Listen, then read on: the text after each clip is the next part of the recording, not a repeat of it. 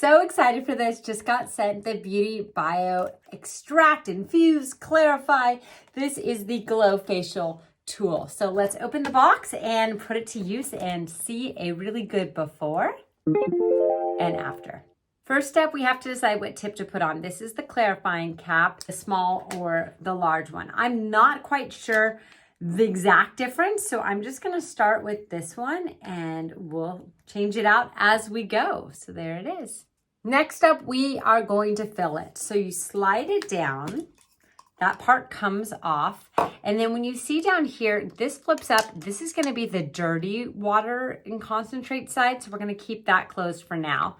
But we can pull this off, and this is where it has a little line here for the concentrate and the rest is water. Comes with a pretty tiny bottle, but I think a little goes a long way. Let's see here.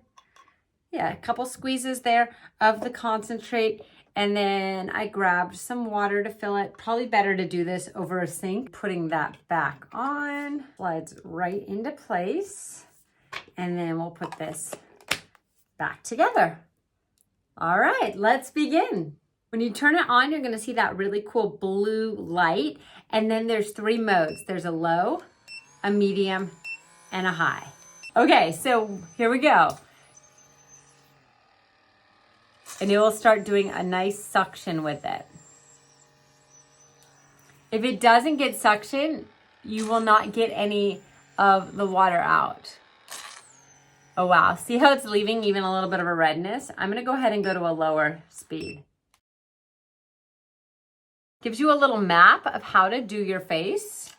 So you can go down or you can go outward. I have the tiniest amount of waste there. I'm gonna switch to the other tip and see what that does. Okay, I believe this is the smaller one because you can kind of get into the smaller areas. When you hear that beep, beep, beep, that's because it's tilted too far. You don't want to do that. So when you start hearing that, that means you're doing it wrong, and reposition it.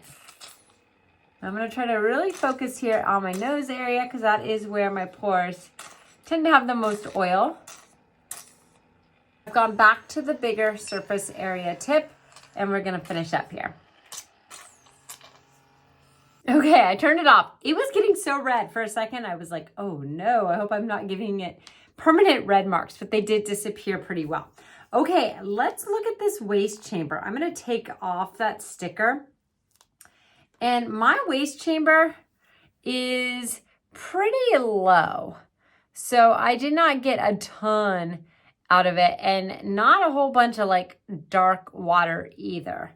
So that's okay. You don't have to have a ton of dark water. It's a little murkier, but it would have been really satisfying to see just like a bunch of gunk in there.